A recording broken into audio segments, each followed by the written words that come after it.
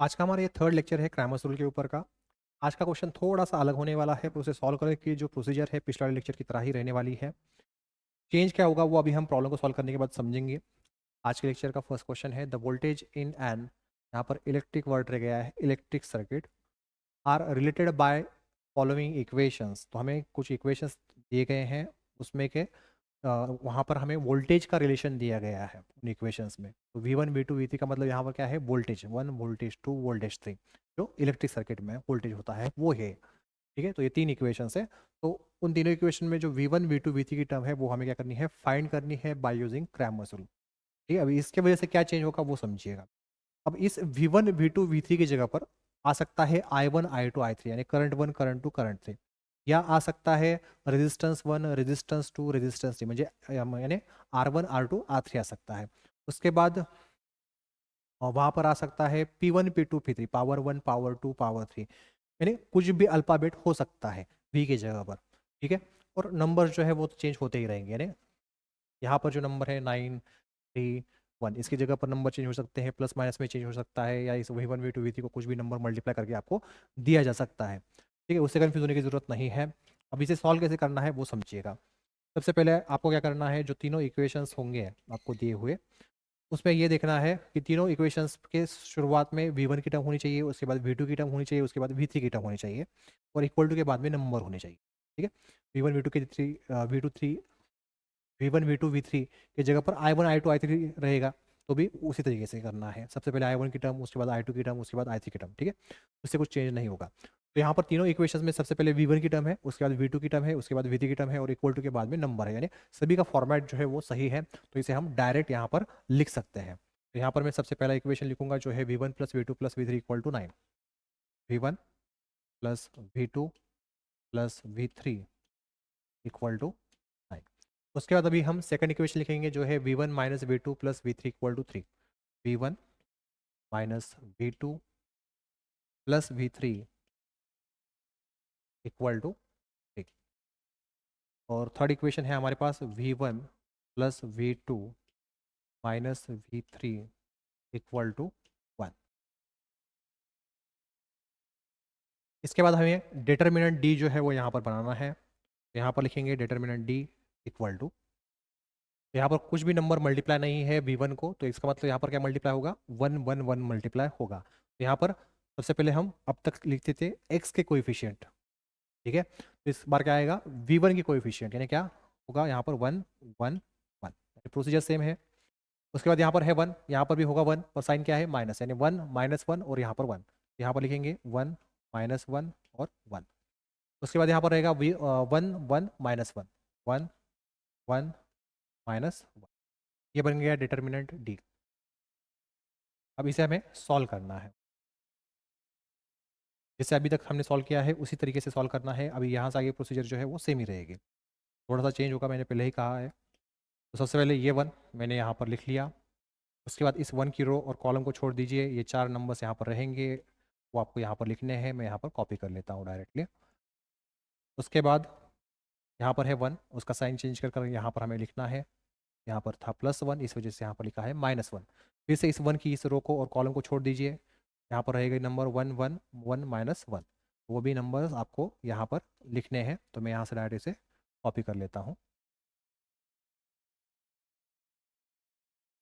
उसके बाद ये +1,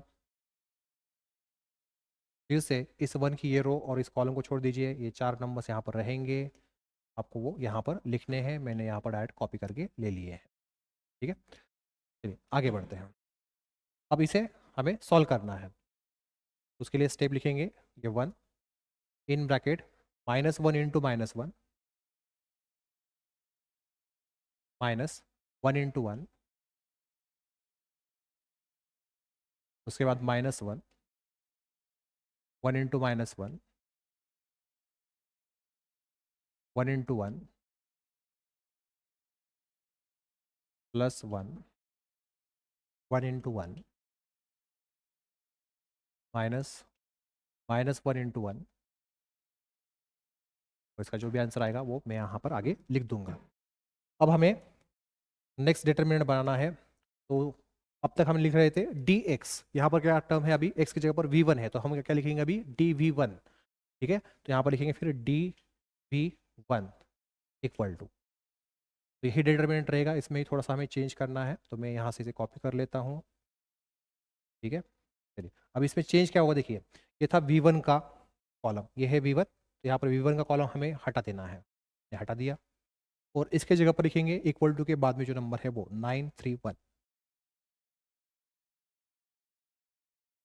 बस।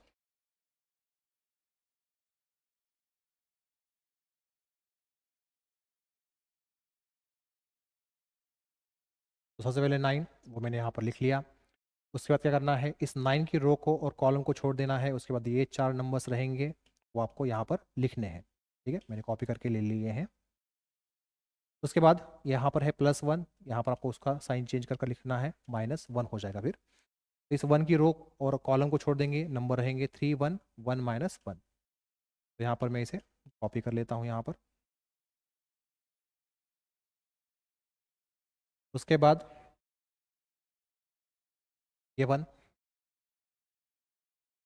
और इस 1 की इस रो को और कॉलम को छोड़ दीजिए, ये 4 नंबर रहेंगे यहाँ पर, वो आपको यहाँ पर लिखने हैं। ठीक है, चलिए अब इसे हमें सॉल्व करना है, यहाँ पर लिखेंगे देयर फोर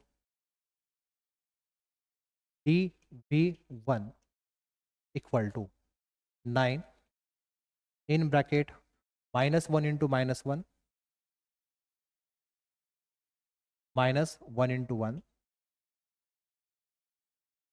-1 3 इंटू -1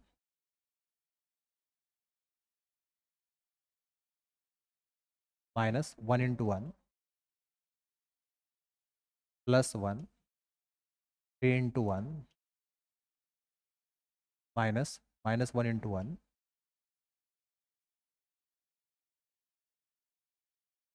अब क्या करेंगे आप, कुछ बच्चे जो है इस डिटरमिनेंट को कैलसी पर डालिए और कुछ इस स्टेप को कैलसी पर डालिए, दोनों का आंसर हमारा सेम मैच होना चाहिए, इसका मतलब ये वाली स्टेप हमने जो लिखी है वो सही होगी। ठीक है, कुछ बच्चे इस डिटरमिनेंट को कैलसी पर डालिए और कुछ बच्चे इस स्टेप को कैलसी पर डालिए, और आपका आंसर क्या आता है मुझे आप बताइएगा। ठीक है, चलिए, और उसके बाद इस यहाँ से यहाँ तक का पार्ट जो है वो भी, इसका आंसर कितना आया है इस डी का 4, और डी बी 1 का 8। ओके, ठीक है, तो यहाँ से यहाँ तक का जो पार्ट है आप फटाफट लिख लीजिए, और आपको यहाँ तक कुछ दिक्कत हो डाउट हो तो पूछ लीजिए। चलिए अभी आगे बढ़ते हैं, यहाँ पर जो अनवांटेड पार्ट है उसे मैं यहाँ पर मिटा देता हूँ, जिसकी हमें ज़रूरत नहीं है। यहाँ पर हम लिखेंगे dv2, यहाँ पर आएगा dv2, तो ये थी v2 के कोएफिशिएंट की वैल्यूज़, या v2 का कॉलम कह सकते हैं। उसकी जगह पर आएगा इस बार 931, क्योंकि यहाँ पर हमने dv2 लिखा है, 931 ये लिख दिया v2 के कोएफिशिएंट की जगह पर, यहाँ पर हम dv2 कैलकुलेट कर रहे हैं। ठीक है, चलिए अब इस फिर से इस डिटरमिनेंट को हमें क्या करना है, सॉल्व करना है। तो यहाँ पर आएगा सबसे पहले ये 1, इस 1 की ये रो और कॉलम छोड़ दीजिए, उसके बाद ये 4 नंबर्स यहाँ पर रहेंगे, वो मैं यहाँ पर कॉपी कर लेता हूँ। उसके बाद 9, इसका साइन चेंज करेंगे, यहाँ पर लिखेंगे -9। उसके बाद इस 9 की रो और कॉलम को छोड़ दीजिए, यहाँ पर 1 1 रहेगा, 1 -1 रहेगा, वो मैं यहाँ पर कॉपी कर लेता हूँ। उसके बाद +1, फिर से इस 1 की रो और कॉलम को छोड़ दीजिए, ये 4 नंबर्स यहाँ पर रहेंगे, वो यहाँ पर मैं कॉपी कर लेता हूँ। उसके बाद यहाँ पर आएगा there four dv2 equal to 1 के लिए 1 लिख लिया, in bracket 3 into -1 -1 into 1 -9 1 into -1 -1 into 1 के बाद +1 1 इंटू 1 -3 इंटू 1 इक्वल टू, इसे बाद में हम कैलकुलेट करेंगे, अभी हम dv3 के लिए डिटरमिनेंट यहाँ पर बनाएंगे। तो dv3 के लिए क्या आएगा,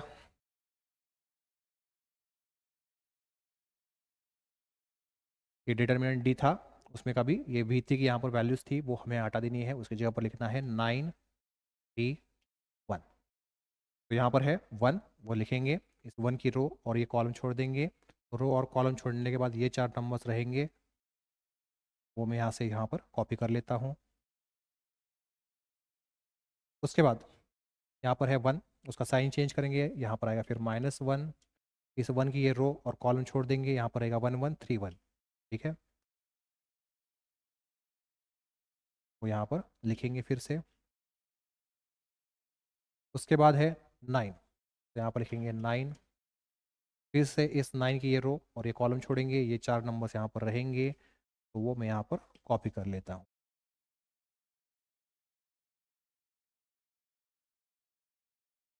उसके बाद यहाँ पर स्टेप आएगी, there four DV3 equal to ये 1 इन ब्रैकेट -1 × 1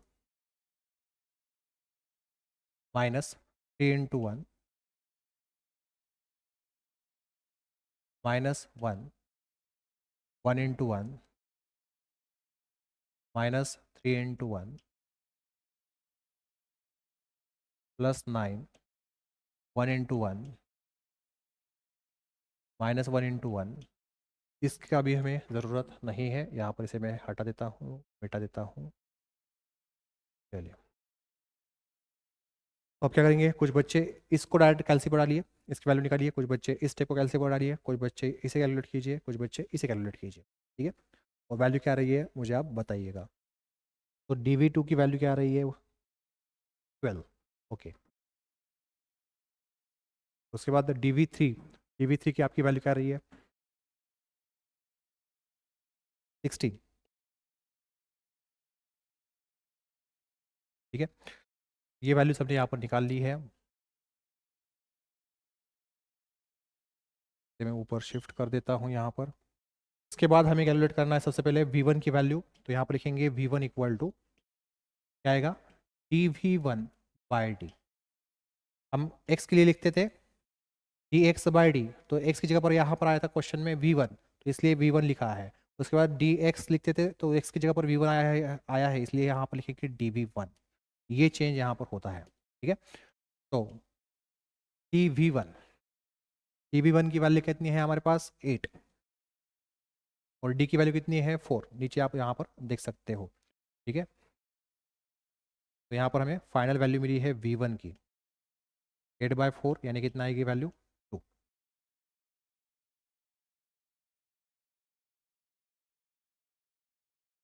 इसका काम यहाँ पर खत्म हो गया।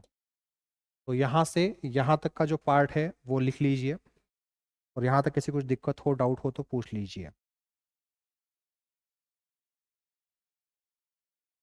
चलिए आगे बढ़ते हैं। अब हमें निकालना है V2 और V3 की कीमत को।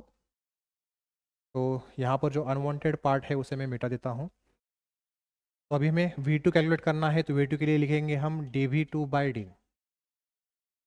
तो dV2 की वैल्यू है हमारे पास 12, और d की वैल्यू आई थी 4। ठीक है, आपने लिखा है, देख लीजिए एक बार। तो कितना आएगा, 12/4 करेंगे तो 3 वैल्यू इसकी आएगी। तो यहाँ पर लिखेंगे देयरफॉर V2 इक्वल टू 3। उसके बाद हमें V3 कैलकुलेट करना है, तो V3 के लिए लिखेंगे dV3 डिवाइड बाय d। तो dV3 की वैल्यू है हमारे पास 16 और d की वैल्यू थी 4, तो 16/4 यानी वैल्यू आएगी इसकी 4। यहाँ पर लिखेंगे देयरफॉर V3 इक्वल टू 4। कैलसी पर कैसे इसे कैलकुलेट करना है, ठीक है, देखा था, आप इसको पहले लिख लीजिए।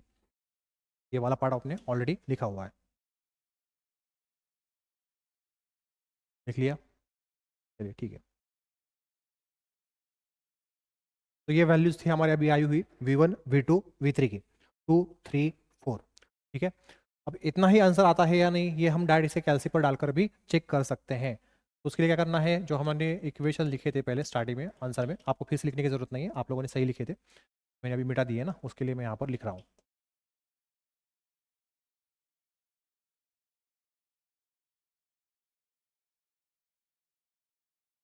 तो अब यहाँ पर देखिए कैलसीपर का क्या करना है, मोड बटन प्रेस कर दीजिए, 5 नंबर पर EQN है उसे प्रेस कर दिए, उसके लिए 5। उसके बाद हमें ये सेकंड इक्वेशन चाहिए, उसके लिए 2 प्रेस कर दीजिए। अब हमें वो पूछ रहा है ABCD की वैल्यूज़ क्या है। तो यहाँ पर हम x कंसीडर कर देते अब तक के इक्वेशंस में, क्वेश्चन में। तो x की जगह पर आया है V1, तो x को जो नंबर मल्टीप्लाई होगा, यानी यहाँ पर V1 को जो नंबर मल्टीप्लाई होगा वो क्या होगा, A होगा। ठीक है, यहाँ पर फिर I1 आने दीजिए, यहाँ पर I2 आने दीजिए, यहाँ पर I3 आने दीजिए, या R1 R2 R3 आने दीजिए, या K1 K2 K3 आने दीजिए, P1 P2 P3 आने दीजिए। यहाँ पर जो फर्स्ट टर्म होगी उसको जो नंबर मल्टीप्लाई होगा वो क्या होगा, क्या होगी, A की वैल्यू होगी। जो सेकंड टर्म होगी यानी V2 है, जैसे यहाँ पर V2 को जो भी नंबर्स मल्टीप्लाई होंगे वो किसकी वैल्यू होगी, B की वैल्यू होगी। उसके बाद यहाँ पर V3 की टर्म है, इसे जो भी नंबर्स मल्टीप्लाई होंगे वो किसकी वैल्यू होगी, C की वैल्यू होगी। और इक्वल टू के बाद में जो नंबर होंगे वो किसकी वैल्यू होगी, D की वैल्यू होगी। ठीक है, तो अभी ABCD कौन सा है ये तो मैंने आप लोगों को बता दिया। ठीक है, तो यहाँ पर देखिए 1 1 1 9 ये वैल्यू है। यहाँ पर पुट कीजिए 1 equal to 1 equal to 1 equal to 9 equal to. उसके बाद सेकंड इक्वेशन की वैल्यूज पुट करनी है, तो यहाँ पर है 1, यहाँ पर रहेगा 1, पर उसका साइन क्या है, माइनस। तो 1 -1 1 3, 1 -1 1 और 3। अब ये थर्ड इक्वेशन की हमें वैल्यूज पूछ रहा है, तो 1 1 -1 1 1 1 1 और 1 ही था ना लास्ट में। तो x की वैल्यू आई है 2। अभी x का मतलब क्या है, x की जगह पर कौन सी टर्म आई थी हमारे क्वेश्चन में, इक्वेशन में, V1, यानी x की वैल्यू यानी किसकी वैल्यू होगी, V1 की होगी। P1 P2 P3 के केस में P1 की होगी, I1 I2 I3 के केस में I1 की होगी। ठीक है, तो ये तो वैल्यू हमारी मैच हो गई। ये देखिए V1 की वैल्यू, तो देखिए V1 की वैल्यू है 2। उसके बाद y की वैल्यू यानी किसकी वैल्यू होगी, V2 की वैल्यू होगी इस क्वेश्चन में।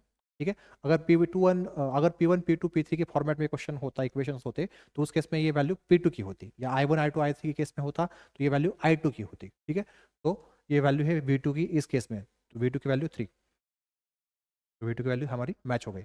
उसके बाद फिर से इक्वल टू दबाइए, Z की वैल्यू है 4, तो यहाँ पर Z की वैल्यू यानी क्या है, V3 की वैल्यू है। अगर I1 I2 I3 रहता इक्वेशन में, तो ये I3 की वैल्यू बनती है अभी की, Y की वैल्यू जो है। या P1 P2 P3 के फॉर्मेट में क्वेश्चन रहता, तो उस केस में P3 की वैल्यू यानी Y की जो आंसर आया है वो P3 की वैल्यू होती। ठीक है, तो आप सभी के मैंने डाउट्स क्लियर कर दिए हैं। अभी भी किसी कुछ डाउट हो, दिक्कत हो तो पूछ सकते हो। अब ये क्वेश्चन जो है आपको होमवर्क के लिए है, अभी के क्वेश्चन की तरह ही सॉल्व करना है सेम। सिर्फ चेंज क्या होगा देखिए, यहाँ पर V1 V2 V3 की जगह पर आया है I1 I2 I3। इस वजह से आपने जो लिखा था DV1 उसकी जगह पर आएगा DI1, DI2, DV2 की जगह पर आएगा DI3, आएगा DV3 की जगह पर। उसके बाद आप I1 I2 I3 कैलकुलेट करेंगे, उसमें क्या आएगा फिर DI1/D, DI2/D और DI3/D आएगा।